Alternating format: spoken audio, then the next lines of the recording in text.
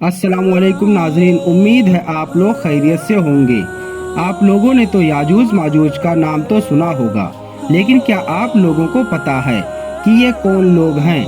इनके नाम से तो ये पता चलता है कि ये दो लोगों के नाम हैं, लेकिन ऐसा नहीं है। और ये कब आएंगे और ये क्या क्या करेंगे, तो इस वीडियो में पूरे वाक़ये को जानेंगे। याजूज माजूज कौन है, कब आएंगे और अभी क्या कर रहे हैं? याजूज माजूज एक कौम है जिसका जिक्र इल्हामी किताबों में भी मौजूद है। इस मखलूक को हज़रत ज़ुल्करनैन ने दीवार तामीर करके इंसानी दुनिया की दूसरी जानिब कैद कर दिया था, और इनको कैद करने की वजह यह भी थी कि हज़रत ज़ुल्करनैन सफ़र करते एक जगह पर पहुँचे जो आर्मेनिया और अज़रबैजान के करीब है।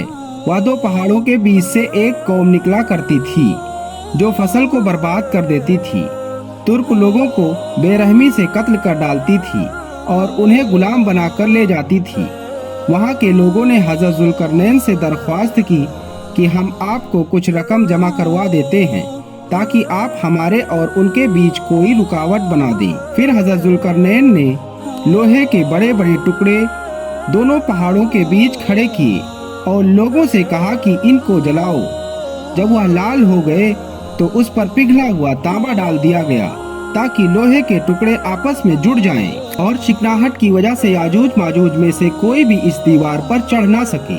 हालांकि यह दीवार ऐसी बन गई कि याजूज माजूज इस दीवार पर नहीं चढ़ सकते थे और न इसमें कोई छेद कर सकते थे। कहा जाता है कि इस दीवार की लंबाई 50 मील, ऊंचाई 290 फीट और चौड़ाई 10 फीट है। तारीख के हिसाब से याजूज माजूज हजरत नूह अलैहिस्सलाम के बेटे याफिस की औलाद में से हैं, जो खाना बदोश और वहशी कबाइल पर मुश्तमिल थी। उनकी तादाद बहुत तेजी से बढ़ी। यह हजरत ज़ुल्करनैन के ज़माने तक अलग अलग कबाइल, कौमों और आबादियों में फैल चुके थे। रिवायत में आता है तब से अब तक याजूज माजूज इस कोशिश में लगे हुए हैं कि किस तरह दीवार को गिराकर बाकी दुनिया से जा मिले। यह रोज दीवार को तोड़ते हैं।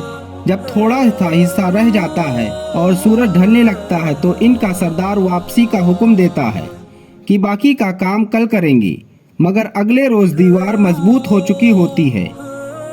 जब याजूज माजूज के खात्मे का वक्त आ पहुंचेगा तो वह तमाम दिन दीवार में छेद करेंगे और हर रोज की तरह उनका सरदार शाम को वापसी का हुक्म देगा और कहेगा बाकी का काम कल करेंगे इंशाअल्लाह।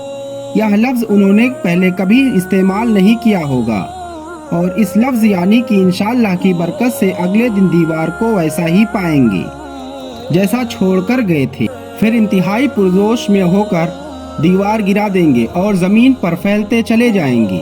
जहां से गुजरेंगे तबाही फैलाते जाएंगे और अल्लाह के मखलूक को अपने शर्र फसाद का निशाना बनाएंगे। उनका फैला हुआ गिरोह जब भागता हुआ झील तिब्रिया से गुजरेगा तो उस झील का सारा पानी पी जाएंगे। जब आखिरी गिरोह वहां पहुंचेगा तो कहेगा यहाँ तो कभी पानी हुआ करता था।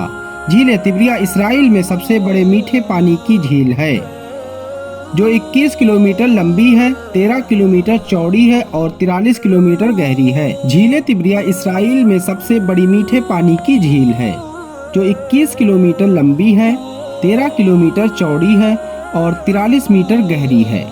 याजूज माजूज का खात्मा दज्जाल के खात्मे के बाद होगा, जब दज्जाल हिलाक हो जाएगा और हज़रत ईसा अलैहिस्सलाम का दौर होगा तो उस वक्त ये निकलेंगे। जब हज़रत ईसा अलैहिस्सलाम और मुसलमानों को इनके बारे में पता चलेगा तो वह अल्लाह ताला से बद्दुआ करेंगे उनके खिलाफ कि अल्लाह ताला उनको ख़त्म कर दे।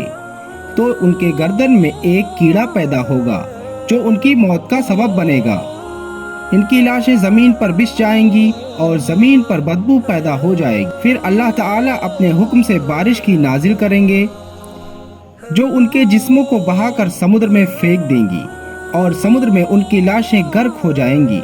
हजरत ईसा अलैहिस्सलाम 40 साल तक हुकूमत करेंगे और इसी में दज्जाल और याजूज माजूज का खात्मा होगा। हजरत ईसा अलैहिस्सलाम के हुकूमत में मुसलमान बहुत पुरअमन होंगे। फिर हजरत ईसा अलैहिस्सलाम की वफात होगी और मुसलमान उनकी नमाज जनाजा पढ़ेंगे और फिर उसके बाद क़यामत बहुत नज़दीक होगी। अल्लाह ताला हम सब की हिफाजत फरमाए।